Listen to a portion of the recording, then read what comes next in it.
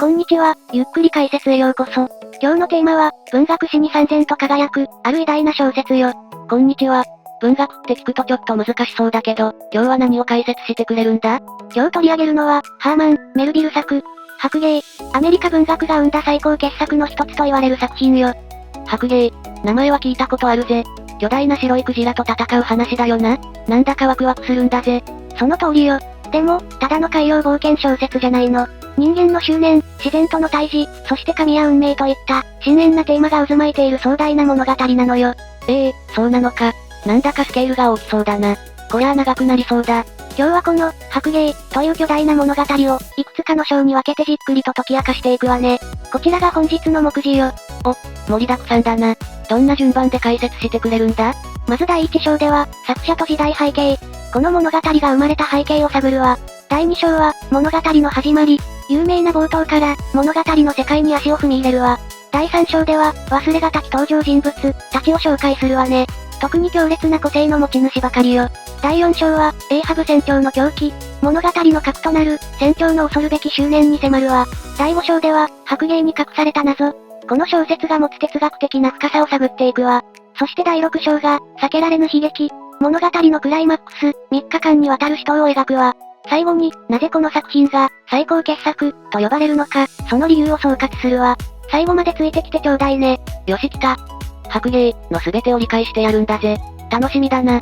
それじゃあ、まずはこの壮大な物語を生み出した作者、ハーマン・メルビルと、彼が生きた時代について見ていきましょう。メルビルって、どんな人だったんだ？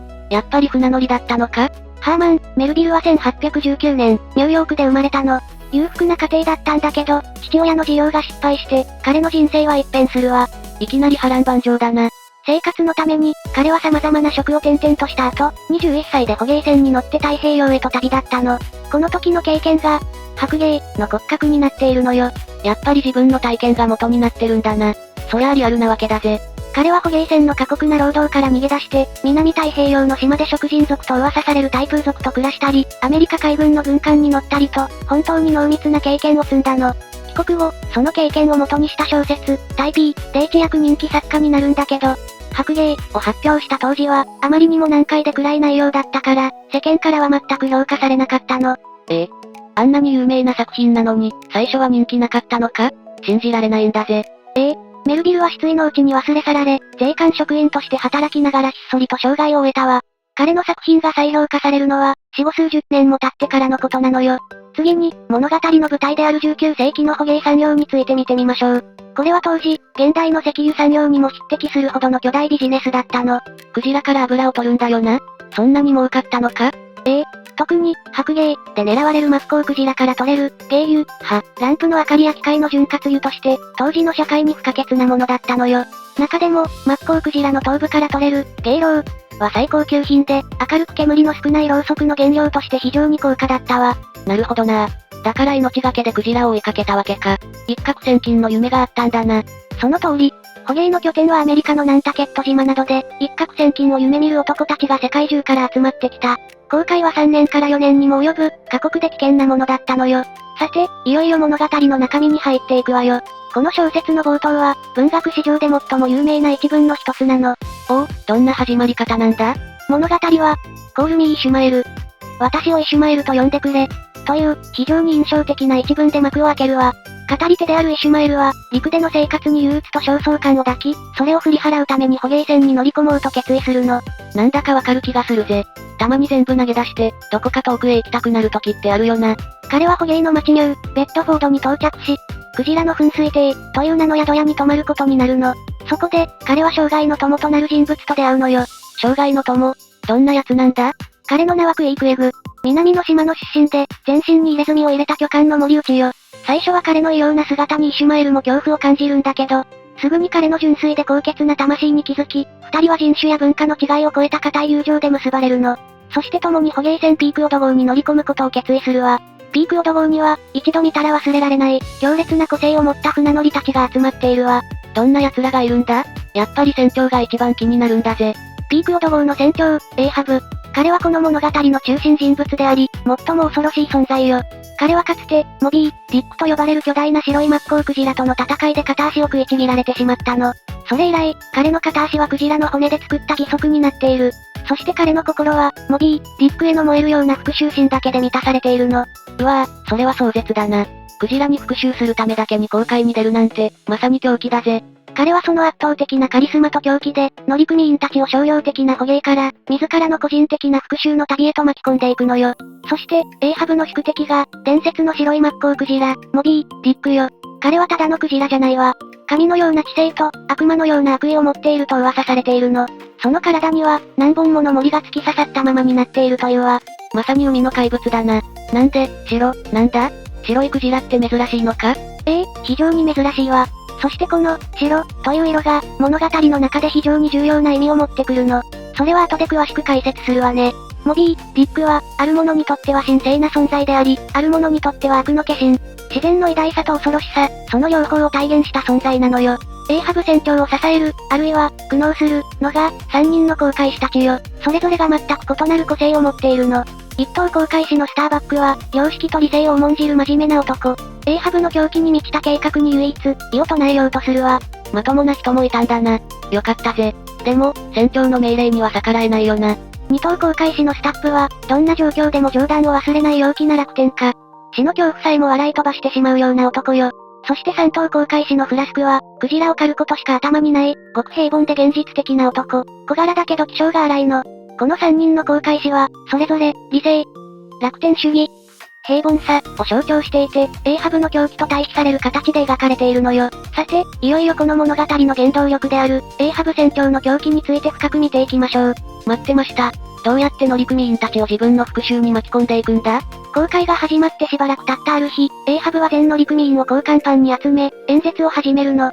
これが有名な、交換パンの場、よ。彼はマストに一枚の金貨を打ち付け、肩眉がリンクルド、シワだらけ、で、上がくるっくと、曲がっている、白いクジラを最初に見つけた者にこの金貨を与える、と宣言するの。おう、懸賞金をかけたわけか。そりゃあみんな燃えるぜ。そして彼は、そのクジラが自分の片足を奪った宿敵、モビー、ディック、であることを明かし、この航海の真の目的が、商業捕鯨ではなく、モビー、ディックへの復讐であることを宣言するのよ。エイハブは、森の先端を杯代わりにして、乗組員たちに酒を飲ませ、モビー、ディックにしよう、と、復讐の誓いを立てさせるの。このエイハブの狂気とカリスマに満ちた演説によって、乗組員たちは理性を失い、彼の復讐心に完全に飲み込まれてしまうわ。うわぁ、やばい儀式だな。スターバックはどうしたんだ？彼だけはまともそうだったけど。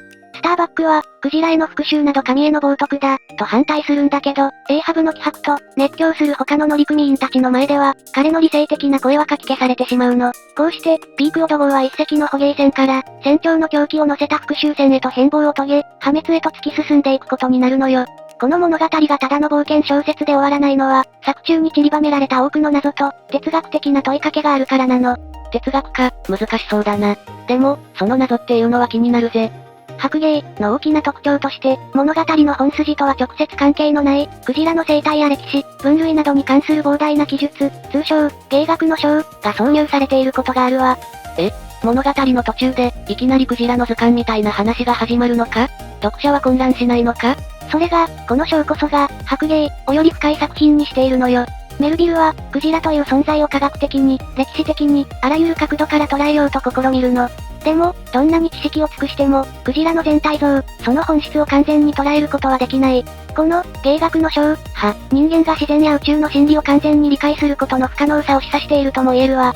そして、この物語で最も重要で、最も謎めいているのが、モビー、ディックの、白、という色よ。イシュマエルはこの、白さ、について、一つの章を丸ごと使って考察しているの。白って、普通は良いイメージだよな。純粋とか、神聖とか。確かにそう。白は神聖さや無垢の象徴。でも同時に、死や虚無の色でもあるわ。例えば、幽霊や白熊、ホウジロザメの持つ不気味さ。モビー、ディックの白さは、この容疑性をはらんでいるの。神々しく美しいと同時に、この世ならざる恐怖を感じさせる。それは、見る者の心を映し出す鏡のような存在なのよ。エイハブにとって、その白さは、悪意の仮面。すべての理不尽や悪が、その白さの奥に隠されていると信じている。だから彼は、その仮面を破壊しようとするの。なるほど。モビー、ディックは、ただのクジラじゃないんだな。エイハブにとっては、自分の憎しみや恐怖、その全てをぶつける対象だったわけか。長い航海の末、ピークオド号はついに、日本の沖合でモビー、ディックと遭遇するわ。ここから、3日間にわたる壮絶な死闘が始まるの。ついに来たか。3日も戦い続けるなんて、想像もつかないんだぜ。第1日目、エーハブのボートがモビー、ディックに接近するわ。しかし、白芸は驚くべき知性でボートを真っ二つに破壊。エーハブは海に投げ出されるの。いきなり大ピンチじゃないか。第2日目、再び3艘のボートで追跡するも、モビー、ディックは巧みにボート同士を衝突させ、2艘を粉砕。さらにエーハブのクジラ骨の義足もへし折ってしまうわ。この時、エーハブに付き従っていた謎の廃華鏡と、フェダラーが森綱に絡まって行方不明になってしまうの。不吉な予言が、少しずつ現実になっていくわ。もうボロボロじゃないか。普通ならここで諦めるだろ。でも、エーハブの執念は消えない。それどころか、ますます燃え上がるの。明日、3日目に必ず奴を仕留める、と。そして運命の第3日目。モビー、ディックの背中には、昨日行方不明になったフェダラーの死体が、森綱で縛り付けられていたわ。予言の一つ、人間が作ったものではない霊柩馬車、が成就した瞬間よ。エーハブは戦慄するけれど、それでも止まらない。モビー、ディックは、ボートではなく、母船であるピークオド号に狙いを定めるの。その巨大な頭突きで、船体に大きな穴を開けてしまうわ。船が、沈むのか。もうダメだ。沈みゆく船を背に、エーハブは最後の森をモビー、ディックに打ち込むの。彼はこう叫ぶわ。地獄の底から、汝を打つ。